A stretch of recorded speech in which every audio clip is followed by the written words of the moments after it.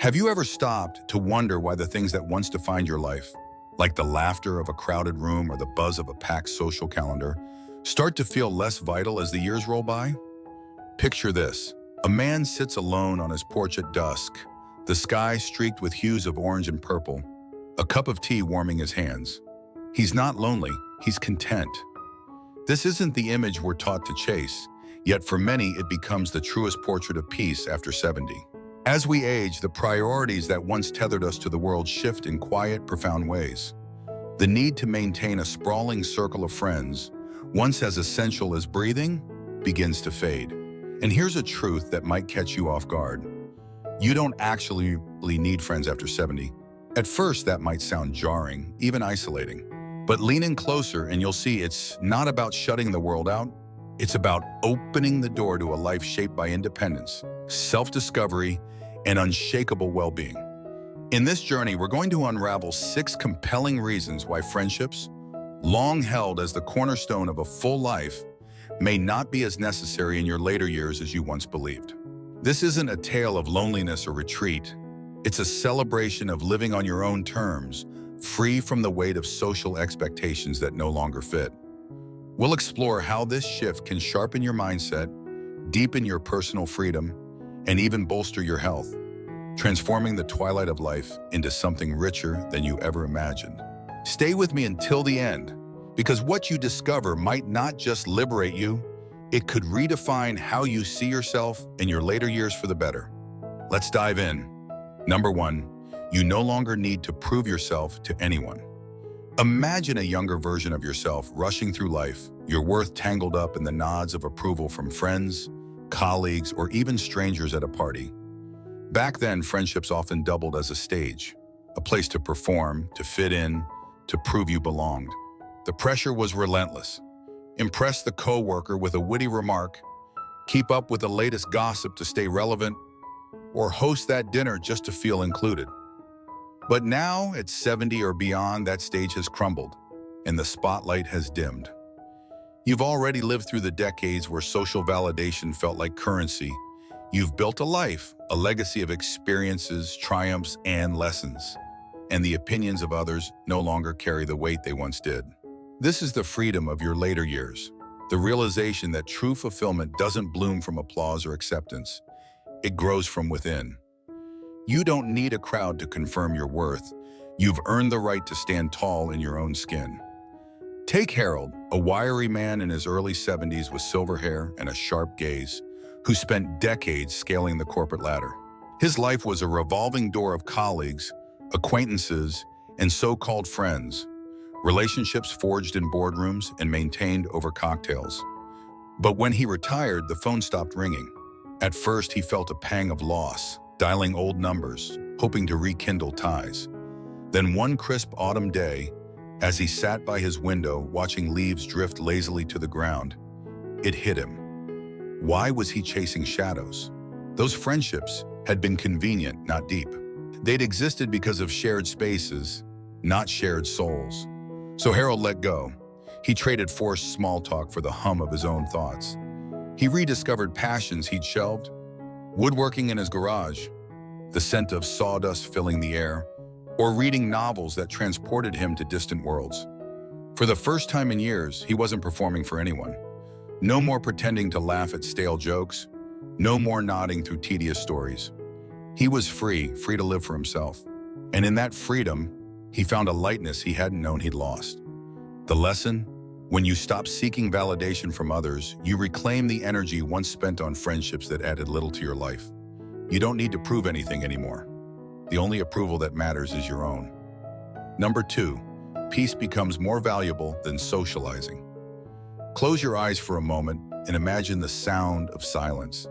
Not the eerie kind, but the gentle hush of a morning, unbroken by chatter or demands. As you age, that stillness starts to feel like a rare treasure, far more precious than the clamor of a crowded room. In your younger years, socializing was the heartbeat of life. Late-night conversations, bustling gatherings, the electric hum of connection. It felt essential, like a badge of a life well lived. But as the years stack up, something shifts.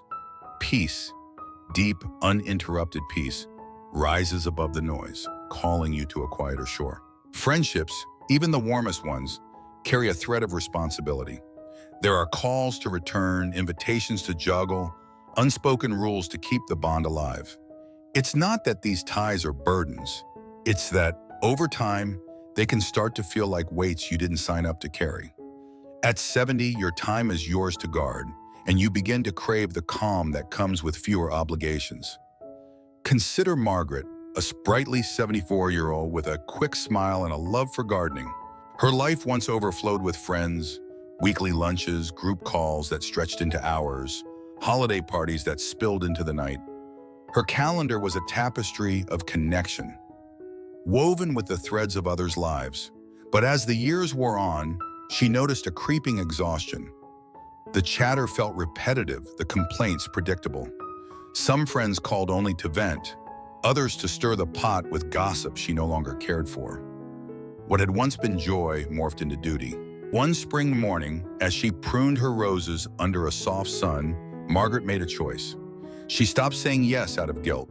She declined invitations that didn't spark excitement, let texts sit unanswered without apology. In their place, she embraced the quiet. She wandered through parks, the rustle of leaves her only companion. She lost herself in books, their pages whispering stories she'd longed to explore. The solitude wasn't empty, it was rich, alive with a piece she hadn't known she'd been missing. This is the gift of your later years, the freedom to choose calm over chaos, to savor your own company without needing a crowd to fill the silence. If you've ever felt a twinge of guilt for stepping back from the social whirl, let it go. You're not retreating, you're claiming a deeper kind of joy, one that blooms in stillness. Number 3, fewer friendships mean fewer disappointments. Life has a way of teaching us hard truths, doesn't it? Like the sting of a friend who fades when you need them most, or the slow unraveling of a bond you thought was unbreakable. By 70, you've likely felt it, the ache of a call that never comes, the realization that some friendships were more about convenience than care. And here's the beauty of this stage, you don't have to carry that weight anymore. Fewer friendships don't just mean fewer obligations. They mean fewer chances for disappointment to creep in. Every relationship, no matter how strong, comes with a silent contract. Check in, show up, be there. But when those promises falter, when the effort tilts one way or the phone stays silent, the letdown cuts deep. Why invite that into your life when you've already earned the right to peace? Take William, a sturdy 78-year-old with a gravelly voice and a lifetime of stories etched into his weathered hands. He'd watch friendships ebb and flow, some drifting naturally, others fading when he stopped being the one to reach out. There were decades-long pals who grew too busy, too distant, too wrapped up in their own worlds to notice he was still there. At first, it hurt. He'd replay conversations, wondering where he'd misstepped. But then, sitting on his back deck one evening, the crickets chirping a steady lullaby, he saw it clearly. He hadn't changed. They had, and he didn't need to chase them anymore. William let go of the ones who'd let him down. He stopped waiting for calls that wouldn't come, stopped pouring energy into ties that didn't hold. The result? A life less cluttered with frustration, a heart less heavy with unmet hopes. This isn't about shutting everyone out. It's about choosing who's worth your time. At this age, you can prioritize the handful of souls who lift you up, family, a steadfast friend, or even yourself, over a roster of acquaintances who drain you. So if a friendship has ever left you feeling more empty than full, know this, it's okay to walk away. You don't need a long list of names to feel whole. You just need the ones who stay. Number 4, your time becomes more precious. Time is a thief, isn't it? In your youth, it stretched out endlessly before you. Hours to burn with friends, nights to lose in laughter, days to fritter away on idle chatter. It felt infinite, a resource you could spend without counting the cost. But by 70, the lens shifts. Each sunrise feels a little more fleeting. Each sunset a gentle nudge to savor what's left. You begin to see time for what it truly is, your most precious currency. And when that truth settles in, you naturally grow choosier about where it goes. Why spend it on friendships that feel like chores when you could invest it in moments that light you up? Friendships, Even the good ones demand a slice of your day, calls to make, plans to keep, energy to give. Some are worth every second, but others linger out of habit, relics of a past self you've outgrown. At this stage, you have earned the right to ask, does this add to my joy, or is it just another box to check? Picture Richard, a lanky 82-year-old with a mop of white hair and a penchant for history books. His younger years were a whirlwind of social bustle, dinner parties where wine flowed and voices overlapped, group outings to the coast, long phone calls that meandered into the night. It was lively, electric, the kind of life that felt full. But as the decades piled on, the spark dimmed. The gatherings grew tiresome, the small talk grating. One gray afternoon, stuck at a lunch where the conversation circled complaints about the weather and aches, he felt it. This wasn't how he wanted to spend his days. So Richard rewrote the script. He stopped nodding yes out of reflex and started saying no with purpose. Instead of enduring another round of gossip, he'd sit by his window with a cup of coffee, watching the world wake up. He'd wander the library, fingers tracing spines of books he'd always meant to read, or take slow walks along the river, the water's rhythm syncing with his thoughts.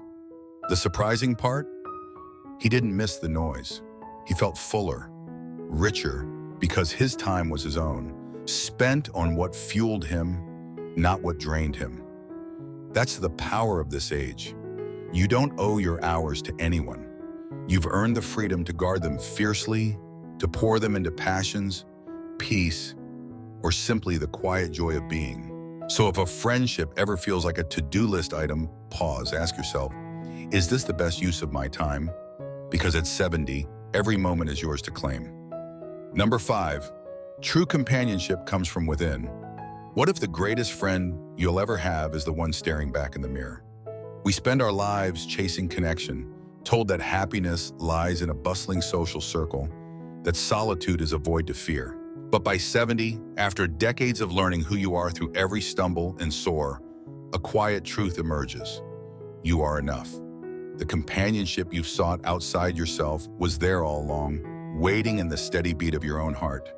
This isn't about cutting ties, it's about building the deepest one of all with the person who knows you best. You. Take Eleanor, a 76-year-old with warm eyes and a soft voice that still carries the lilt of her youth. For years, she equated fullness with activity, plans with friends, brunches buzzing with chatter, evenings filled with the hum of company. She thrived on it, or so she thought, until the weight of it crept in. The constant doing left her hollow, adjusting herself to fit the room, laughing when she didn't feel it, nodding through stories she'd heard a dozen times. One rainy afternoon, tired of the cycle, she stopped. She canceled a lunch she'd dreaded, brewed a pot of tea, and sat with herself. No agenda, no noise. She took a walk alone, rain tapping her umbrella, and noticed the world anew, the way puddles reflected the sky, the scent of wet earth. She lingered in a cafe with a novel, savoring each word without rushing to fill the silence. That day stretched into weeks, then months. Eleanor began treating herself like a cherished friend, listening to her own thoughts, indulging her curiosities, reflecting on a life rich with lessons. She painted again, colors blooming under her brush, and journaled memories that made her smile. The peace she found wasn't lonely. It was alive, vibrant, hers. And here's the magic. When you befriend yourself, you don't need others to fill your days. You become your own source of joy, your own steady anchor. The right people, those rare souls who add without taking, find you naturally drawn to the ease you carry. So if you've ever feared letting go of friendships would leave you adrift, remember this: the truest companionship is already within you, waiting to be embraced. Number 6, letting go opens the door to a more fulfilling life. What would it feel like to shed a weight you didn't know you were carrying, to step into a life unburdened by expectations, where every choice is yours alone? At 70, letting go isn't a loss, it's a liberation. Letting go of friendships that no longer spark joy, of the myth that your worth lies in your social roster, of the notion that solitude equals emptiness. When you release these chains, you don't close a door, you fling open a window to a life that's simpler, freer, and infinitely more yours. Consider James, a wiry 79-year-old with a quiet laugh and hands that still tinker with old radios. He once thought staying connected was the secret to aging well. Keeping up with old buddies, showing up to gatherings, filling his days with the buzz of others. But over time, it wore thin. The talks looped on repeat: weather, politics, the same tired tales. The effort outweighed the reward. One summer evening, as he watched the sun dip below the horizon from his backyard, he decided, no more. He stopped forcing it, stopped calling friends who rarely called back, stopped dragging himself to events that left him drained. Instead, he turned inward. He hiked trails lined with pines, the crunch of needles underfoot his only soundtrack. He tinkered in his shed, coaxing static into music. He cooked meals for one, savoring each bite without rushing. The shift was subtle but seismic. James felt lighter, and as if he'd shed a coat he'd worn too long. His days weren't empty, they were full of what mattered: his health, his curiosity, his peace. Letting go didn't isolate him. It aligned him with a life he'd always wanted but never dared claim. That's the secret. Releasing what doesn't serve you creates space for what does. You wake to mornings unhurried by obligation. Lose yourself in hobbies without guilt. Sit with your thoughts and find them good company. Fulfillment isn't a guest list. It's a state of being, one you craft by living true to yourself. So if you've ever clung to friendships out of habit, ask, what could I gain by letting go? The answer might just be everything. Final thoughts. As we close this journey, take a breath and let it sink in. The idea that you don't need friends after 70 isn't a call to retreat. It's an invitation to freedom. It's about shedding the shoulds and coulds of social life, choosing peace over pressure, and stepping boldly into a chapter defined by you. We've walked through 6 reasons why letting go of friendships that no longer fit can unlock more joy, more time, more you than you ever thought possible. What hit home, Ben? Was it the relief of no longer proving yourself, the allure of peace, or the power of your own company? Maybe you've already felt this shift, saying no to a draining invite, savoring a quiet evening, noticing how full life feels when it's yours to shape. Or maybe this is the nudge you needed to put yourself first. I'd love to hear your story. Drop a comment below with one thing that resonated, one way you'll carry this forward. Your voice matters here. It's fuel for this conversation. If this stirred something in you, give it a like, share it with someone who gets it, and subscribe. Hit that bell so you don't miss what's next. Thanks for being here. You're not alone in this. You're just learning how strong you can stand on your own. See you in the next one.